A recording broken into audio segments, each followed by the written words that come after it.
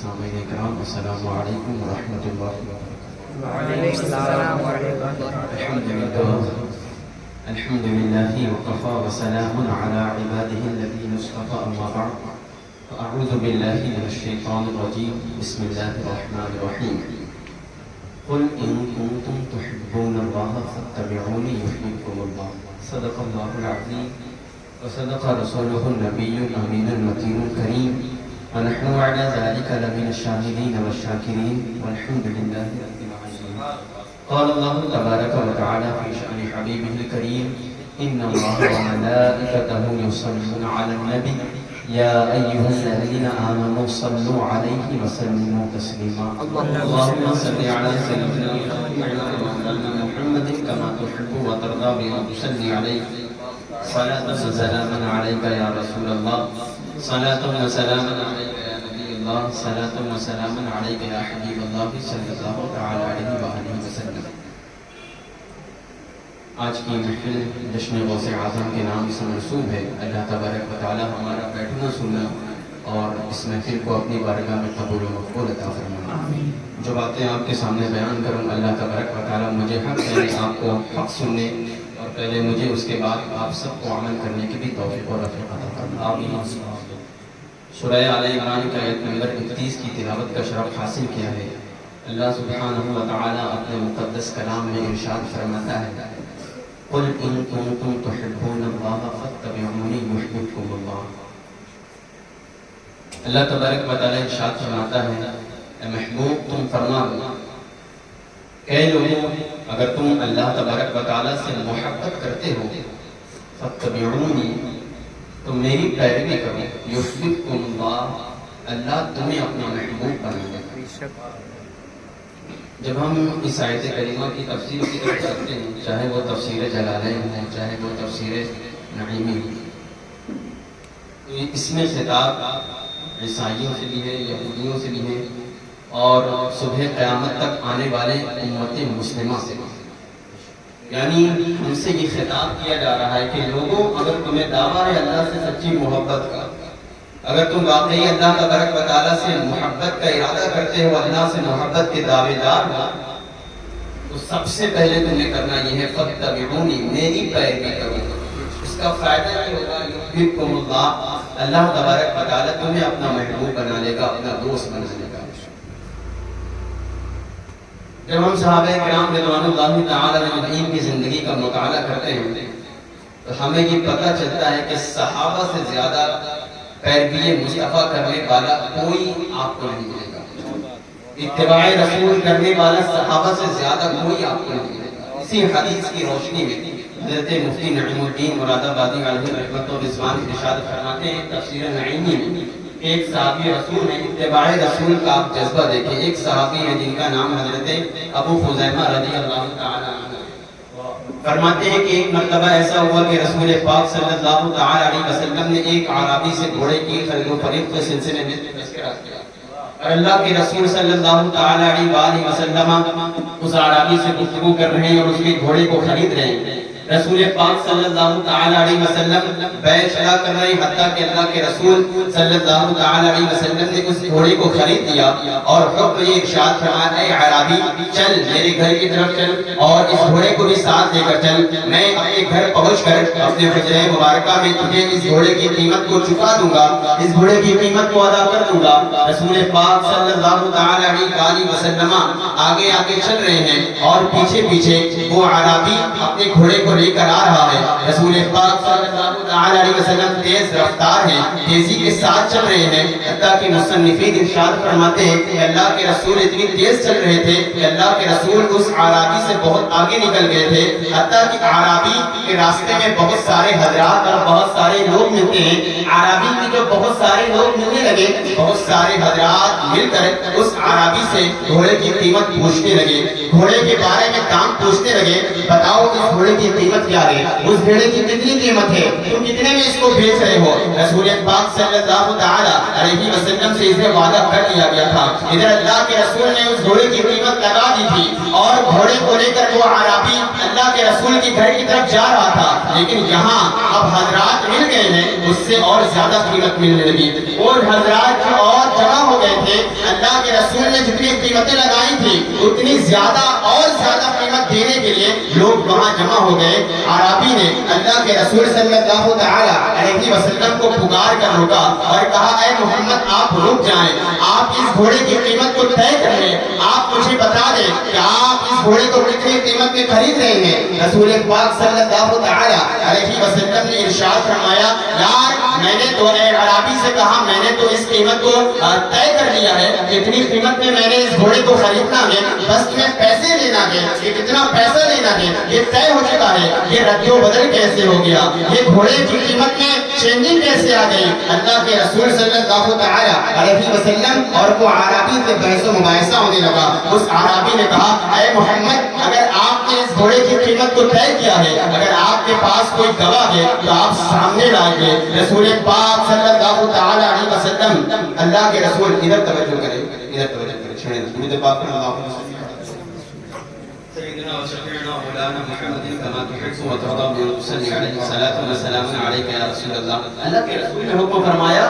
گھوڑے کی قیمت تو طے کر دی گئی ہے, اب یہ رد و بدل کیسے ہو گیا, اب یہ زیادہ قیمت دینے والے کہاں آ گئے. جب بحث و مباحثہ ہونے لگا عربی نے کہا اے محمد اگر آپ نے گھوڑے کی قیمت کو طے کر لیا تھا, اگر آپ کے پاس کوئی گواہ ہے تو آپ سامنے لائیے. اتفاق ایسا تھا کہ جب گھوڑے کی قیمت طے کی گئی تھی اللہ کے رسول موجود تھے اور صرف وہ عربی موجود تھا, اس کے علاوہ کوئی موجود نہ تھا. اب بحث و مباحثہ ہونے لگا, عربی کہنے لگا اگر آپ کے پاس کوئی گواہ ہے تو سامنے لائیے. اللہ کے رسول صلی اللہ تعالی علیہ وسلم خاموش ہو گئے. تبھی وہ صحابی جن کا نام حضرت ابو خزیمہ بن ثابت رضی اللہ تعالی عنہ ہے فرماتے ہیں ہم سامنے حاضر ہو گئے اور عرض کیا یا رسول اللہ صلی اللہ تعالی علیہ وسلم آقا آپ کی گواہی میں دیتا ہوں. اے اللہ کے رسول آپ نے اس گھوڑے کی قیمت کو طے کیا ہے, میں اس پر گواہ ہوں اور میں گواہی دیتا ہوں. رسول پاک صلی اللہ تعالی علیہ وسلم نے ارشاد فرمایا اے ابو خزیمہ جب گھوڑے کی قیمت طے کر لی گئی تھی اس وقت تم موجود نہ تھے, اس وقت تم حاضر نہ تھے, یہ گھوڑے کی گواہی تم کیسے دینے لگے, اس کی قیمت کی گواہی اور اس کے گواہ کیسے بن گئے. قربان جاؤں حضرت خزیمہ رضی اللہ تعالی عنہ نے ارشاد فرمایا یا رسول اللہ میری ماں بھی آپ پر قربان, میرا باپ بھی آپ پر قربان, میری اولادیں آپ پر قربان. اے اللہ کے رسول میں نے آپ کے کہنے پر اللہ کو ایک مانا ہے. یا رسول اللہ آپ کے کہنے پر اس قرآن پاک کو تسلیم کیا ہے, اب آپ ہی کہہ رہے ہیں کہ میں نے اس گھوڑے کو خریدا ہے. یا رسول اللہ یہ بات جھوٹی نہیں ہو سکتی, اسی لیے میں کہتا ہوں اے اللہ کے رسول نے آپ نے اس گھوڑے کو خرید آپ نے اس گھوڑے کو خرید لیا ہے. اللہ کے رسول صلی اللہ تعالی علیہ وسلم کو یہ ابو خزیمہ کی بات بڑی پسند آئی. اللہ کے رسول نے ارشاد فرمایا اے او میری صحابہ کی جماعت سن لو شریعت اسلام کا قانون یہ ہے اگر کسی بارگاہ میں گواہ کسی معاملے میں پیش کیا جاتا ہے تو دو گواہی ہو چاہیے, دو گواہی ثبوت کی جاتی ہے. لیکن یہ خزیمہ کی شان یہ ہے, میرا خزیمہ یہ ہے کہ دو گواہوں کے برابر اس کی ایک گواہی قابل قبول ہوگی. یعنی اگر کسی معاملے میں کسی مسئلے میں اگر تنے تنہا خزیمہ گواہی دے دیں گے تو اس کی گواہی دو کے مقابل مانی جائے گی. اب صحابہ نے یہ نہیں پوچھا یا رسول اللہ شریعت کا قانون تو یہ ہے کہ دو گواہ تسلیم کیے جائیں گے کسی معاملے اور مسئلے میں, دعا قابل قبول ہے. لیکن اب یہ اتباع رسول کا جذبہ تھا, اب یہاں اطاعت رسول لازم تھی. صحابہ نے اس بات کی کانٹ پڑا لی کہ اگر اور کوئی صحابہ ہوتا تو دو صحابی کی گواہی مانی جاتی, لیکن یہ اتباع رسول کا جذبہ تھا. اگر کسی معاملے میں ابو خزیمہ گواہی دے دیتے تو اس کی دو گواہوں کے برابر ایک گواہی قابل قبول کی جاتی. یہ اتباع رسول کا جذبہ تھا. تمام صحابہ نے اس اتباع رسول کی پیروی کی. اور آگے چلتے ہیں صحابہ کرام میں سب سے افضل و اعلیٰ صحابی رسول سیدنا صدیق اکبر رضی اللہ تعالی عنہ ہے. اتباع رسول کا جذبہ دیکھیں, رسول پاک صلی اللہ تعالی علیہ وسلم نے سوال کر دیا کہ جنگ میں جانے کے لیے مال و ساز و سامان کی ضرورت ہے. سیدنا صدیق اکبر رضی اللہ تعالی عنہ اپنا گھر کا ساز و سامان اپنے اللہ کے رسول کی بارگاہ میں رکھ دیتے ہیں. اللہ کے رسول کی خدمت میں گھر کی تمام دولت اٹھائی, گھر کے تمام کپڑے اٹھائے, گھر کے تمام برتن اٹھائے اور بارگاہ رسالت میں رکھ دیے. اور تو اور حضرت سیدنا صدیق اکبر رضی اللہ تعالی عنہ ایک ٹاٹ کا لباس, ایک بوریے کا لباس لباس پہن لیتے ہیں اور تمام کپڑے کو اللہ کے رسول کی بارگاہ میں قربان کر دیتے ہیں. حتیٰ کہ حضرت سیدنا ابو بکر ارشاد فرماتے ہیں کہ جس برتن میں میرے بچے کھانا کھاتے تھے میں وہ برتن بھی لے کر آیا تھا. کہا اس لیے کہ آج میرے مصطفیٰ نے مانگا ہے. میں نے کہا دو اس لیے کہ میرے رسول نے سوال کیا ہے. اس توے پر میری بیوی روٹی پکاتی تھی میں وہ توا بھی لے کر آیا تھا. سارا چیزیں اللہ کے رسول کے قدموں میں قربان کر دی. رسول پاک نے دیکھا پوچھا یار اے ابو بکر ماں آپ کا لیا اے ابا بکر ماں آپ کا لیا اے ابو بکر گھر میں کیا چھوڑا ہے. اے ابو بکر گھر میں کیا چھوڑ کر آئے ہو. اس لیے کہ بدن پر ٹاٹ کا لباس ہے گھر میں کیا چھوڑا ہے. سیدنا صدیق اکبر رضی اللہ تعالی عنہ نے ارشاد فرمایا یا رسول اللہ گھر میں اللہ کو بھی چھوڑا ہے اللہ کو رسول کو بھی چھوڑا ہے. سارا مال و دولت آپ کے قدموں میں قربان کر دیا ہے اور ابو بکر کو یہ تمنا ستائے گی کہ اس کے بال بچے بھوکے رہے. یا رسول اللہ ایسا نہیں ہو سکتا. گھر میں اللہ کو بھی چھوڑا ہے اللہ کے رسول کو بھی چھوڑا ہے. یہ اتباع اور اطاعت رسول کا جذبہ تھا. اس سارا ساز و سامان صدیق اکبر نے بارگاہ مصطفیٰ میں حاضر کر دیا. سیدنا عمر فاروق اعظم کی زندگی اٹھائیں, عثمان غنی کی زندگی اٹھائیں, مولا علی کی زندگی اٹھائیں, حسن و حسین کی زندگی اٹھائیں, امیر حمزہ کی زندگی اٹھائیں, عشرہ مبشرہ کی زندگی اٹھائیں. تمام صحابہ کرام نے اتباع رسول پر ایک قائم کی پیش کی ہے. جب اتباع رسول کے جذبے ہی نے ابو بکر ابن ابی قحافہ کو صداقت کا تاجدار بنایا ہے. اتباع رسول کے جذبے ہی نے عمر ابن خطاب کو عدالت کا بادشاہ بنایا ہے. اتباع رسول کے جذبے ہی نے عثمان ابن عفان کو سخاوت کا بادشاہ بنایا ہے. اتباع رسول کے جذبے ہی نے علی بن ابی طالب کو شجاعت کا علم بردار بنایا ہے. اتباع رسول کے جذبے ہی نے امیر حمزہ کو سید الشہداء بنایا ہے. اتباع رسول کے جذبے ہی نے امام حضرت نعمان بن ثابت کو امام اعظم بنایا ہے. اتباع رسول کے جذبے ہی نے عبد القادر کو غوث اعظم بنایا ہے. یہ اتباع رسول کے جذبے سے لوگوں کو یہ انعام ملتا ہے اور یہ سلسلہ صبح قیامت تک چلتا رہے گا. اس لیے تو بریلی کے تاجدار بارگاہ مصطفیٰ میں یوں عرض کرتے ہیں یا رسول اللہ چمک مجھ سے پاتے ہیں سب پانے والے میرا دل بھی چمکا دے چمکانے. نعرہ تکبیر نعرہ رسالت رشد غوث اعظم فیضان اولیاء کرام اتباع رسول کا جذبہ ہے. یہ اطاعت رسول اور فرما برداری رسول کا انعام ہے. جب کوئی شخص اپنا شب و روز اتباع رسول میں گزارتا ہے, اٹھنا بیٹھنا اطاعت رسول کے مطابق چلتا ہے, سونا جاگنا اطاعت رسول کے مطابق کرتا ہے, کاروبار اطاعت رسول کے مطابق, چلنا اطاعت رسول کے مطابق, ہر کام جب اطاعت رسول کے مطابق کرتا ہے, اپنے شب و روز کو اللہ اور اس کے رسول کے فرمان کے مطابق زندگی گزارتا ہے, تو ایک وقت ایسا آتا ہے کہ قرآن پکار کر اس محبوب بندے کو مخاطب کرتی ہے یحببکم اللہ, کہ اطاعت رسول کے پیروکار اللہ نے اب تمہیں اپنا دوست بنا دیا ہے. اللہ تبارک و تعالیٰ نے اب تمہیں اپنا محبوب بنا دیا ہے. یہ اطاعت رسول کا جذبہ ہے. اور جب اللہ تبارک و تعالیٰ کسی بندے کو اپنے محبوب بنا لیتا ہے, کسی کو اپنا مقرب بنا لیتا ہے, کسی کو اپنا دوست بنا لیتا ہے, میں بڑی تیزی کے ساتھ اس حدیث قدسی کا تذکرہ آپ کے سامنے کرتا ہوں. اللہ تبارک و تعالیٰ ارشاد فرماتا ہے وما يزال عبدي يتقرب إلي بالنوافل حتى أحبه فإذا أحببته كنت سمعه الذي يسمع به وبصره الذي يبصر به ويده التي يبطش بها ورجله التي يمشي بها إن سألني لأعطينه. اللہ تبارک و تعالی ارشاد فرماتا ہے دوسری کچھ حدیث قدسی میں اللہ کے رسول ارشاد فرماتے ہیں کہ اللہ کہتا ہے کہ میری بارگاہ میں فرائض سے بڑھ کر محبوب عمل کوئی نہیں.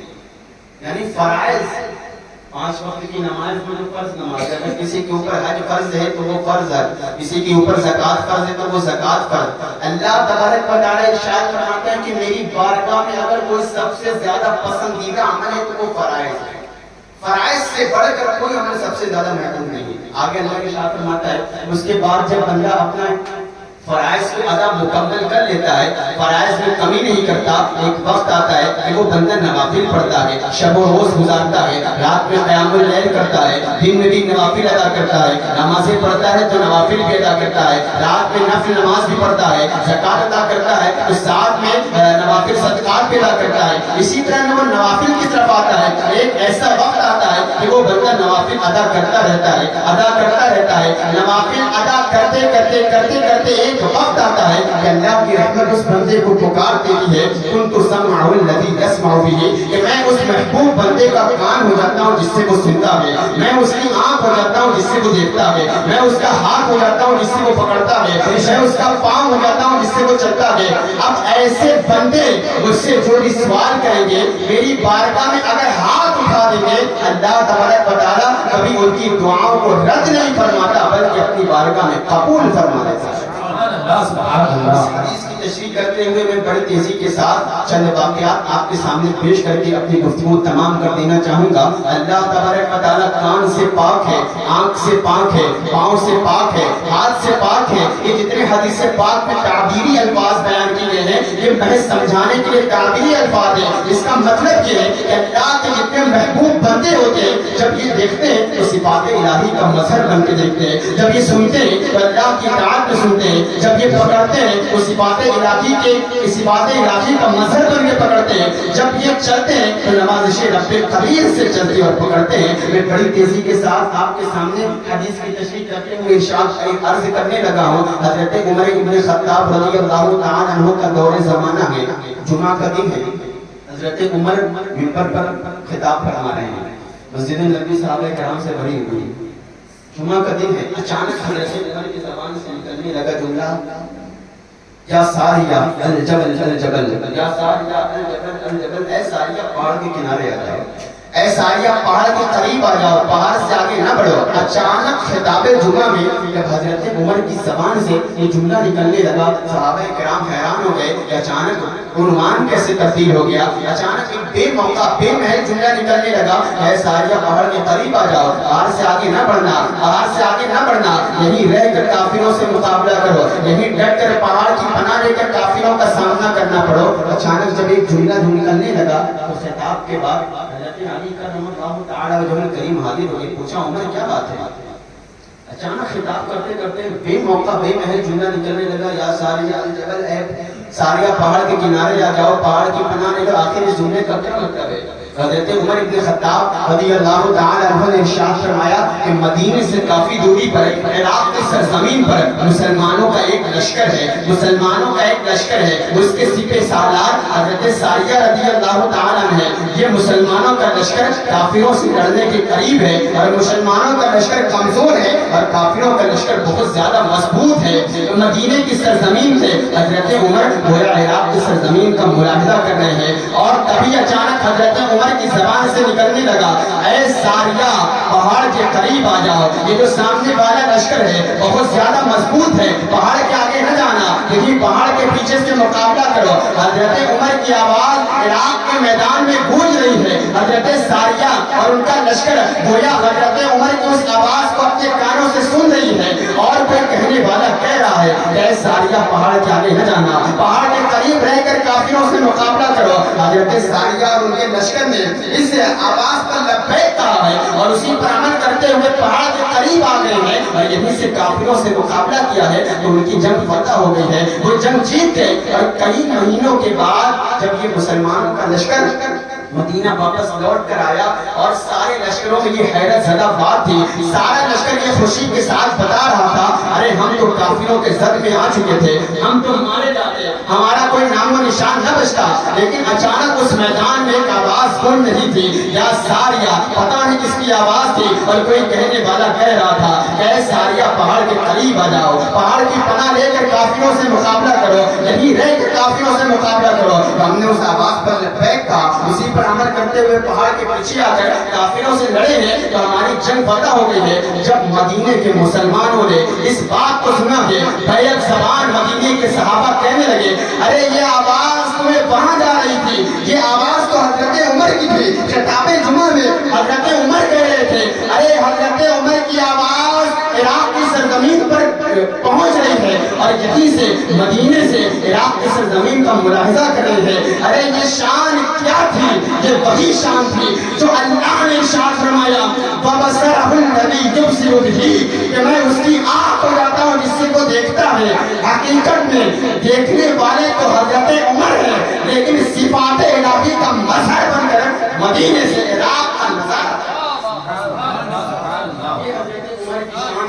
یہ اللہ والوں کا مقام ہوا کرتا ہے کہ اللہ تبارک و تعالیٰ جب کسی بندے کو اپنا محبوب اور مقرب بنا لیتا ہے، جب کسی بندے کو اپنے قریب بلا لیتا ہے تو اس کو ایسی ایسی شان اور کمالات اور تصرفات عطا فرماتا ہے کہ دنیا والے دیکھتے ہیں تو اس پر تعجب کرتے ہیں، اشک کرتے ہیں. آج بھی اللہ والوں کا مقام یہ ہے کہ اگر ہم ان کی بارگاہ میں اور ان کے در مقدس پر حاضر ہوتے ہیں تو ہماری دعائیں اللہ کی بارگاہ میں قبول ہوتی ہے. ایک اور روایت بڑی تیزی کے ساتھ میں آپ کے سامنے پیش کرتا ہوں. حضرت سیدنا شیخ عبد القادر جیلانی رضی اللہ تعالی قصیدہ غوثیہ میں ارشاد فرماتے ہیں نظر تو الی بلاد اللہ جمعاً. اللہ حضرت غوث اعظم ارشاد فرماتے ہیں، آپ اس کے ترجمے کو سماعت فرمائیں. حضرت غوث پاک ارشاد فرماتے ہیں نظر تو الی بلاد اللہ جمعاً. حضرت غوث پاک ارشاد فرماتے ہیں میں نے اللہ کے تمام شہر کو دیکھ لیا. کون ایسا بندہ ہے یہ فرما سکتا ہے نظر تو الی بلاد اللہ جمعاً؟ میں نے اللہ کے تمام شہروں کو دیکھ لیا. اور کیسے دیکھ لیا؟ اپنے ہاتھ کی ہتھیلی پر. اپنے ہاتھ کی ہتھیلی پر غوث پاک ارشاد فرماتے ہیں اپنے ہاتھ کی ہتھیلی پر اللہ کے تمام شہروں کو دیکھ لیا. غوث پاک نے یہ نہیں ارشاد فرمایا نظر تو الی بلاد اللہ الارض ہے میں نے زمین کے تمام شہر کو دیکھ لیا. غوث پاک نے یہ نہیں فرمایا کہ وہ زمین پر جتنے شہر ہیں جتنے بلد ہیں میں نے تمام شہر کو دیکھ لیا، بلکہ غوث پاک یہ فرما رہے ہیں نظر تو الی بلاد اللہ میں نے اللہ کے تمام شہروں کو دیکھ لیا. اللہ کے تمام شہر کیا ہے؟ زمین و آسمان اللہ کے شہر ہے، ہر شہر اللہ کے شہر ہے. حتیٰ کہ یہ ستارے اور سیارے جو آسمان کا چکر لگا رہے ہیں غوث پاک ارشاد فرماتے ہیں کہ اپنی ہاتھ کی ہتھیلی پر ان ستاروں اور سیاروں کو میرے غوث اعظم اپنے ہاتھ کی ہتھیلی پر دیکھ رہے ہیں. ارے جب یہ غوث اعظم کا مقام ہے کہ ہاتھ کی ہتھیلی پر ان ستاروں اور سیاروں کو دیکھ رہے ہیں تو پھر تابعین کا مقام کیا ہوگا؟ جب تابعین کا مقام غوث پاک کے مقام سے بلند ہے تو پھر صحابہ کا مقام کیا ہوگا؟ جب صحابہ کا مقام تابعین کے مقام سے بلند ہے تو تمام صحابہ کے سردار صدیق اکبر کا مقام کیا ہوگا؟ اور جب صداقت کے تاجدار کا یہ مقام ہے تو پھر انبیاء کا مقام کیا ہوگا؟ اور جب انبیاء کا یہ مقام ہے تو یہ شان ہے خدمتگاروں کی سرکار. سبحان اللہ سبحان اللہ. یہ شان ہے خدمتگاروں کی سردار کا عالم کیا ہوگا؟ یہ اتباع رسول کا فیض ہے، اتباع رسول کا انعام ہے کہ جو اتباع رسول کا علم بردار بن کر اتباع رسول کی پیروی کر کے اپنی زندگی گزارتا ہے تو اللہ تبارک و تعالیٰ اس کو یہ انعام و اکرام سے نوازتا ہے. آخر میں چند منٹ گفتگو کر کے اپنی بات کو ختم کرتا ہوں. حضرت سیدنا شیخ عبد القادر جیلانی رضی اللہ تعالیٰ عنہ کے نام سے یہ محفل منصور ہے. غوث اعظم سیدنا شیخ عبد القادر جیلانی رضی اللہ تعالیٰ عنہ کی شان بہت بڑی ہے. ہم ان کے تذکرے رائے شرح جن بھی کریں تب بھی ہم ان کے شان کی آخری درجے تک نہیں پہنچ سکتے. یہ اللہ والے لوگ ان کا مقام بہت اونچا ہوتا ہے. آج حضرت سیدنا شیخ عبد القادر جیلانی رضی اللہ تعالیٰ عنہ کے تذکرے بہت کیے جاتے ہیں، ان کی کراماتوں کا تذکرہ کیا جاتا ہے، لیکن ہم ان کے پیغامات پر عمل نہیں کرتے. اسی لیے ہم اللہ والوں کے فیوز و برکات سے اپنے آپ کو محروم رکھتے ہیں. اللہ والوں کے پیغامات پر ہم عمل نہیں کرتے. ہم جاتے تو ہیں دربار غوث اعظم میں حاضری تو دیتے ہیں لیکن ہمیں وہ فیض حاصل نہیں ہو پاتا جو کل اللہ والوں کو اور ان کے مزار مقدس سے لوگوں کو حاصل ہو سکتا تھا. آج بھی اگر کوئی اخلاص کے ساتھ اچھی نیت کے ساتھ اللہ والوں کی چوکٹ پر حاضر ہوتا ہے، التجائی کرتا ہے، ایک نگاہ کی بات ہوتی ہے، اگر ایک فیض بڑھ جاتا ہے، ایک نگاہ اٹھ جاتی ہے، ہمیں کیا بلکہ ہماری نسلوں کو کافی ہو جاتا ہے. کوئی کہنے والا شاعر کہتا ہے نگاہ ولی میں وہ تاثیر دیکھی بدلتی ہزاروں کی تصویر دیکھی. ان آستانوں میں کوئی کمی نہیں ہے بلکہ کمی ہمارے اندر ہے کہ ہمارے اخلاق میں کوئی کمی، ہماری منتوں میں کمی. تو ہمیں ان کے پیغامات پر عمل کرنا ہے. اگر ہمیں ان کے فیوز و برکات کو حاصل کرنا ہے تو ہم ان کے اقوال کو پڑھیں. اور ان کی اخبار کو پڑھ کر اس پر عمل کریں، تب ہم غوث پاک کو پکاریں، دیکھیں آپ کو کیسا فیوز حاصل ہوتا ہے۔ حضرت سیدنا شیخ عبد القادر جیلانی رضی اللہ عنہ یہ اقوال اٹھا کر پڑھیں، ایک اقوال کا میں تذکرہ آپ کے سامنے کرتا ہوں، اگر اسی پر عمل کریں تو ہماری زندگی نجات پا جائے گی۔ حضرت غوث پاک ارشاد فرماتے ہیں کہ کوئی بھی عمل کرو اگر یہ سمجھو کہ وہ عمل اللہ کی بارگاہ میں قبول ہو رہا ہے، اگر کوئی بھی عبادت کوئی بھی کرو، چاہے وہ نماز ہو، روزہ ہو، حج ہو، زکوٰۃ ہو، اگر اس عبادت میں تمہیں حلاوت مل رہی ہے، اگر اس عبادت میں تمہیں مزہ آ رہا ہے، تو سمجھ لو کہ وہ عبادت تمہاری قبول ہو رہی ہے۔ اس سے پاک ارشاد فرماتے ہیں اگر عبادت کوئی بھی عبادت ہو، اگر عبادت میں تمہیں حلاوت مل رہی ہے تو یہ سمجھ لو کہ وہ عبادت تمہاری کام ہو گئی اور وہ عبادت کامیاب ہو گئی اور وہ عبادت تمہاری مقبول ہو گئی۔ آپ ذرا سوچیں کہ ہم نمازیں پڑھتے ہیں، بڑی تیزی کے ساتھ پڑھتے جاتے ہیں، زمانے سے کوئی شخص نمازی ہے، 5 وقت نمازیں پڑھتا ہے، کیا وہ حلاوت جو چاشنی نمازوں میں محبت ہمیں ہے؟ اگر ہے تو سبحان اللہ، بہت اچھی بات ہے، آپ کو نمازیں پڑھنے کا مزہ آ رہا ہے، سجدوں میں لذت ہے، لیکن اگر ہم صرف محض اٹھک بیٹھک کر رہے ہیں، محض ہم نمازیں پڑھ رہے ہیں اور ہمیں حلاوت نہیں مل رہی ہے، تو یقین مانو کو نمازیں ہماری کوئی کام کی نہیں۔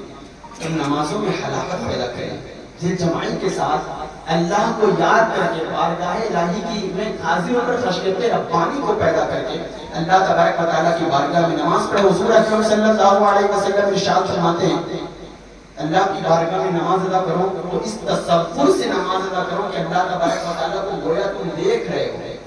حدیث جبریل میں رسول پاک ارشاد فرماتے ہیں کہ جب اللہ کی عبادت کرو تو اس انداز سے کرو کہ جیسا تم اللہ کو دیکھ رہے ہو، اس تصور سے عبادت کرو۔ اگر یہ کام نہیں لا سکتے، یہ تصور تمہارے اندر پیدا نہیں ہو سکتا کہ تم اللہ کو دیکھ رہے ہو، تو یہ تصور پیدا کر لو کہ اللہ تمہیں دیکھ رہا ہے، اللہ تمہیں دیکھ رہا ہے، اس تصور کے ساتھ نماز پڑھو۔ ایک شخص حضرت سیدنا امام جعفر صادق رضی اللہ تعالیٰ عنہ کی خدمت میں حاضر ہوا، پوچھنے لگا اے امام جعفر صادق رضی اللہ تعالیٰ عنہ، میں نمازیں پڑھتا ہوں لیکن کوئی نشانی ایسی بتا دے کہ میری نماز اللہ کی بارگاہ میں قبول ہو رہی ہے یا نہیں ہو رہی ہے۔ حضرت امام جعفر صادق کی بارگاہ میں سوال پوچھ لیا گیا، آنے والا پوچھ رہا ہے کوئی ایسا عمل بتائیں، کوئی ایسی نشانی بتائیں جس سے لگے کہ ہاں میری نمازیں قبول ہو رہی ہیں۔ حضرت امام جعفر صادق رضی اللہ تعالیٰ عنہ نے ارشاد فرمایا اگر تمہاری نمازیں تمہیں گناہوں سے بچاتی ہے تو یہ سمجھ لو کہ تمہاری نمازیں اللہ کی بارگاہ میں قبول ہو رہی ہیں، اور اگر تمہاری نمازیں تمہیں گناہوں سے نہیں بچاتی تو یہ علامت ہے کہ تمہاری نشانی اللہ کی بارگاہ میں، تمہاری نمازیں اللہ کی بارگاہ میں قبول نہیں ہو رہی ہے۔ آپ سوچو جب نمازیں پڑھتے ہیں اگر گناہوں سے بچتے ہیں تو بڑی اچھی بات ہے، لیکن کون ایسے لوگ ہیں چاہے ہم ہو یا آپ ہو، نمازیں پڑھتے ہیں، ہم دین میں لوگوں کے حق کے لیے مار رہے ہیں، ہم نمازیں پڑھتے ہیں بدنواہی بھی سڑکوں پر کر رہے ہیں، ہم نمازیں پڑھتے ہیں رات میں موبائلوں میں گندی تصویر بھی دیکھتے ہیں، ہم نمازیں تو پڑھتے ہیں اپنے بھائیوں کا حق بھی مار رہے ہیں، ہم نمازیں پڑھتے ہیں والدین کی نافرمانی بھی کر رہے ہیں، ہم نمازیں پڑھتے ہیں اور اللہ کی نافرمانی بھی کر رہے ہیں، کہیں نہ کہیں ہماری نمازیں اللہ کی بارگاہ میں قبول نہیں ہوتی۔ کوشش کریں گناہ سے بچنا، گناہ سے بچنا بہت بڑی ہمارے لیے فریضہ ہے۔ آخری بات حدیث پاک کی پوری مکمل تشریح تو بہت وقت ہو جائے گا۔ ان سألنی لأعطینہ، اللہ تبارک و تعالیٰ فرماتا ہے کہ اگر یہ محبوب بندے میری بارگاہ میں اگر ہاتھ اٹھا دیتے ہیں تو کبھی ان کی دعاؤں کو رد نہیں فرماتا۔ اس کی آخری روایت پیش کر کے میں اپنی گفتگو تمام کرنا چاہوں گا۔ اللہ والے کا اتنا مقام ہے، کبھی اگر زبان سے کوئی جملہ میں نکل جاتا ہے تو اللہ ان نکلنے والے جملوں کا لحاظ اتنا رکھتا ہے کہ فوراً اس کو پورا فرما دیتا ہے۔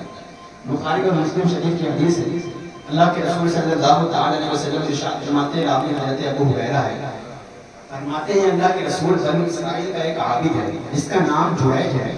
ایک مرتبہ ایسا ہوا کہ حضرت جریج رضی اللہ تعالی عنہ بنی اسرائیل کا امتی، بنی اسرائیل کا ایک ولی جن کا نام حضرت جریج ہے، ان کو اللہ سے اتنی محبت تھی کہ انہوں نے اپنا ایک تنہائی میں ایک گھر بنا لیا تھا، ایک عبادت خانہ بنا لیا تھا حضرت جریج نے، اور شب و روز دن رات اسی عبادت خانے میں حضرت جریج رہا کرتے، اللہ کی یاد میں نمازیں پڑھا کرتے، شب و روز دنیا وساری کیا کرتے، اطاعت رسول کے اطاعت الہی کے جذبے کو اتنا زیادہ آپ محو ہو گئے تھے کہ شب و روز آپ نمازیں پڑھتے تھے۔ ایک دن ایسا ہوا کہ کہ حضرت جریج کی والدہ آنکھ پہنچی اور جریج کو آواز دی، یا جریج یا جریج۔ حضرت جریج رضی اللہ تعالیٰ عنہ اتنے مہنگے تھے نمازے میں کہ آپ کے کانوں میں ماں کی آواز آ رہی تھی، لیکن حضرت جریج سوچ رہے تھے یا اللہ نمازیں توڑوں یا پھر اپنی والدہ کی اطاعت کروں۔ اسی طرح نماز پڑھتے رہے حتیٰ کہ والدہ چلی گئے، اور یہی کرتے کرتے 3 روز ایسا ہوا، 3 روز سے حضرت جریج کی والدہ آ رہی تھی اور پکار رہی تھی حضرت جریج، اسی طرح شب و روز نمازوں میں مشغول رہے، حتیٰ کہ تیسری روز جب جریج کی والدہ آئی اور ان کو آواز دیا حضرت جریج نے اس پر لبیک نہ کہا اور ان کی بات نہ مانی اور اپنی والدہ کی طرف نہ گئے، والدہ کی زبان سے ایک بد دعا کے الفاظ نکل گئے اور کہا ہے جریج اللہ تبارک و تعالیٰ تجھے اس وقت تک موت نہ دے جب تک کسی بدکار عورت سے تیرا سامنا نہ ہو جائے۔ یہ والدہ کی زبان سے نکلنے والے جملے تھے بد دعا کی کلمات۔ اللہ تبارک و تعالیٰ کی یہ شان ہے کہ اللہ تبارک و تعالیٰ کبھی والدین کی دعا کو رد نہیں فرماتا۔ حضرت جریج کی والدہ نے بد دعا کر دی کہ جریج اللہ اس وقت تک موت نہ دے جب تک کسی بدکار عورت کا تجھ سے رابطہ اور سامنے نہ ہو جائے۔ جریج اسی طرح نمازیں پڑھتے رہے، ایک دن ایسا ہوا کہ ایک زانی عورت حضرت جریج کی عبادت گاہ میں پہنچی اور کہنے لگی کہ جریج میں تیرے ساتھ زنا کرنا چاہتی ہوں۔ حضرت جریج رضی اللہ تعالیٰ اسی طرح نمازوں میں مشغول رہے، مہنگ رہے، اس کی جب دیکھا تک نہیں، بہت زیادہ ضد کیا جریج تو میرے ساتھ بدکاری کر اور یہ بات کسی کو نہیں پتہ چلے گی۔ حضرت جریج قربان جاؤں کیسی عبادات کی حلاوت تھی، کیسی چاشنی تھی کہ حضرت جریج نہ تو اس کی آواز سنی نہ اس کی طرف دیکھا، اسی طرف نمازوں میں مشغول رہے۔ ہار کر زانی عورت اٹھی اور ایک چرواہے کی طرف بڑھی اور پہاڑ پر ایک چرواہے سے اس نے زنا کیا اور اس سے ایک بچہ پیدا ہوا، حاملہ بھی ہوئی۔ کئی مہینوں کے بعد جب وہ بچہ پیدا ہوا اور لوگوں نے اس سے پوچھا کہ عورت یہ بچہ کس کا ہے، اس عورت نے کہا یہ کسی اور کا نہیں بلکہ اسی عبادت خانے میں جو ایک اللہ کا عابد عبادت کرتا ہے، وہی جریج کا یہ بچہ ہے، اس نے میرے ساتھ زنا کیا ہے اور اسی کا یہ بچہ ہے۔ آپ ذرا اندازہ کریں اللہ والوں پر آزمائشیں بہت آتی ہیں، جو اللہ کی بارگاہ میں جتنا آزمایا جاتا ہے اتنا مقبول ہوا جاتا ہے۔ یہ قدرت کا نظام ہے۔ ایک بات اور یہاں تذکرہ کرتا ہے کہ والدین کی دعا چاہے وہ بد دعا، ہمیشہ اپنے والدین کی دعاؤں کو اپنے دامن میں سمیٹا کرے۔ کہ والدین ہمارے لیے ایسے انمول نعمتیں ہیں کہ اللہ کے رسول نے جن کے بارے میں ارشاد فرمایا ربی فی رضا الوالدین وسخطہ فی سخطہما، رب کی رضا ماں باپ کی رضا میں، رب کی ناراضگی ماں باپ کی رضا۔ اگر یہ دیکھنا ہے کہ اللہ خوش ہے یا نہیں، یہ دیکھو کہ تمہارے والدین خوش ہیں یا نہیں۔ اگر تمہارے والدین ناراض ہیں تو سمجھ دو کہ اللہ بھی تم سے ناراض ہے۔ آج والدین کی اطاعت نہیں کی جاتی، آج والدین کو اپنے پیر تلے دبا دیا جاتا ہے، لیکن قربان جاؤ اگر تمہارا وجود کسی وجہ سے ظاہری تو وہ تمہارے والدین کا صدقہ ہے کہ تم اپنے والدین کی وجہ سے آج ہوئے زمین پر حاضر ہو، تو اپنے والدین کی اطاعت کیا کریں کہ والدین تمہیں دنیا میں بھی کامیاب آئیں، تمہیں دنیا میں بھی کام آئیں گے، قبر میں بھی کام آئیں گے اور حشر میں بھی کام آئیں گے۔ اطاعت رسول اور اطاعت والدین کا انعام تمہیں ملے گا۔ آپ ذرا دیکھیں کہ بیٹا بلی ہے جریج، لیکن ماں نے ایک زبان بد دعا کی کلمات ارشاد فرما دیے تو بیٹے پر بھی ایسی آزمائش نہیں آئی۔ ہم تو گناہگار ہیں، اگر ہمارے والدین خدا نہ کرے اللہ نہ کرے کبھی ناراض ہو کر بد دعا کر دی تو ہم رب کہاں جائیں؟ بیٹا بلی ہے، جریج بلی ہے، حضرت جریج رضی اللہ تعالیٰ، لیکن بد دعا کی کلمات نکل گئے تو اللہ کا ایک بلی ہے لیکن آزمائش میں پڑ گیا۔